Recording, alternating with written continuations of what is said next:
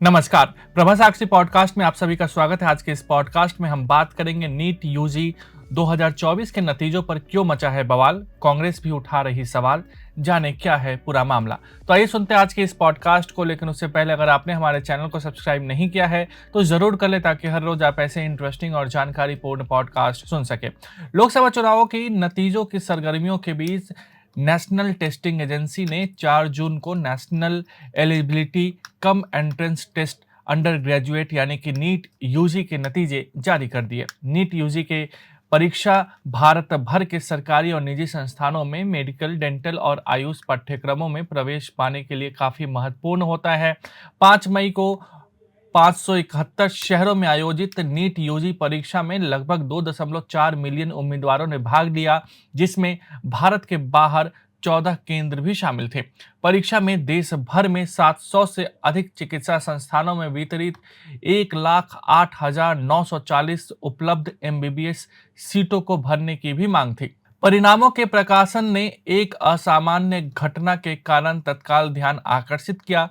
67 उम्मीदवारों ने 720 में से 720 का सही स्कोर हासिल किया, जिससे सही रैंक ARI 1 हासिल हुई। इसके अलावा 718 या 719 अंक प्राप्त करने वाले व्यक्तियों के संबंध में विसंगतियां भी सामने आई। संदेहियों ने ऐसा माना कि परीक्षा के ढांचे के भीतर स्कोर अविश्वसनीय है। कई अभ्यर्थियों ने पहले आरोप लगाया था कि अंकों में बढ़ोतरी के कारण रिकॉर्ड 67 अभ्यर्थियों ने शीर्ष रैंक हासिल की है, जिनमें से 6 हरियाणा के एक ही परीक्षा केंद्र के हैं। 718 और 719 अंक पर भ्रम। 718 और 719 स्कोर करने वाले उम्मीदवारों के उदाहरणों को एनटीए द्वारा उचित ठहराया गया था, क्योंकि कुछ केंद्रों पर परीक्षा के दौरान समय की कमी का सामना करने वाले व्यक्तियों को प्रतिपूरक अंक दिए गए थे। अपर्याप्त समय आवंटन से संबंधित शिकायतों को विशेषज्ञों की एक समिति द्वारा संबोधित किया गया था, जो उम्मीदवारों की उत्तर देने की दक्षता और समय की हानि के आधार पर मुआवजे का निर्धारण करती थी। पटना में लीक हुए प्रश्न पत्र के आरोपों का एनटीए ने जोरदार खंडन किया।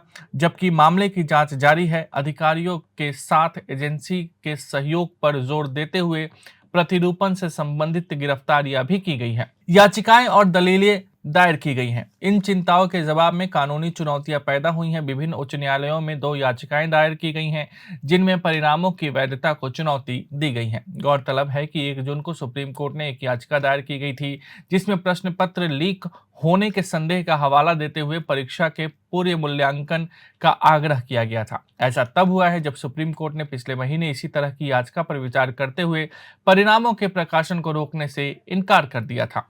एनटीए की सफाई। राष्ट्रीय परीक्षा एजेंसी ने स्पष्ट किया कि नीट यूजी में कट ऑफ और उच्च अंक हासिल करने वालों की संख्या में वृद्धि परीक्षा की प्रतिस्पर्धी प्रकृति को दर्शाती है और परीक्षा की सूचिता से समझौता नहीं किया गया है। अधिकारी ने कहा कि 2023 में परीक्षा देने वालों की संख्या 20,38,596 थी, जबकि 2024 में परीक्षार्थियों की संख्या बढ़कर 23,33,297 हो गई है। परीक्षार्थियों की संख्या में वृद्धि से स्वाभाविक रूप से उच्च अंक हासिल करने वालों की संख्या में वृद्धि हुई है। कुछ छात्रों को दिए गए कृपांकों यानी ग्रेस मार्क्स पर एनटीए ने कहा कि पंजाब और हरियाणा, दिल्ली और छत्तीसगढ़ उच्च न्यायालयों में कुछ याचिकाएं दायर थी, जिनमें कुछ केंद्रों पर परीक्षा समय की हानि को लेकर चिंता जताई गई थी। अधिकारी ने कहा, रिट याचिकाओं और प्रतिवेदनों के माध्यम से अभ्यर्थियों द्वारा परीक्षा समय की हानि के बारे में उठाई गई चिंताओं पर गौर किया गया और 1563 अभ्यर्थियों को हुई समय की हानि के लिए भरपाई की गई तथा ऐसे अभ्यर्थियों के संशोधित अंक -20 से 720 अंकों के बीच है। इनमें से 2 अभ्यर्थियों के अंक भी प्रतिपूरक अंकों के कारण क्रमशः 718 और 719 है। बना राजनीतिक मुद्दा। कांग्रेस ने मेडिकल प्रवेश परीक्षा नीट में धांधली का आरोप लगाया और कहा कि इसकी उच्चतम न्यायालय की निगरानी में जांच होनी चाहिए, ताकि प्रतिभाशाली छात्र छात्राओं को न्याय मिल सके। कांग्रेस अध्यक्ष मल्लिकार्जुन खड़गे ने एक पोस्ट पर लिखा कि पेपर लीक, धांधली और भ्रष्टाचार नीट समेत कई परीक्षाओं का अभिन्न अंग बन गया है। इसकी सीधी जिम्मेदारी मोदी सरकार की है। कांग्रेस अध्यक्ष ने आरोप लगाया कि भाजपा ने देश के युवाओं को ठगा है। उन्होंने कहा कि हमारी मांग है कि उच्चतम न्यायालय की देखरेख में एक उच्च स्तरीय जांच होनी चाहिए, जिसमें नीट व अन्य परीक्षाओं में भाग लेने वाले हमारे प्रतिभाशाली छात्र छात्राओं को न्याय मिल सके। कांग्रेस महासचिव प्रियंका गांधी वाड्रा ने एक पोस्ट में लिखा कि पहले नीट परीक्षा का पेपर लीक हुआ और अब छात्रों का आरोप है कि इसके परिणाम में भी भ्रष्टाचार हुआ है।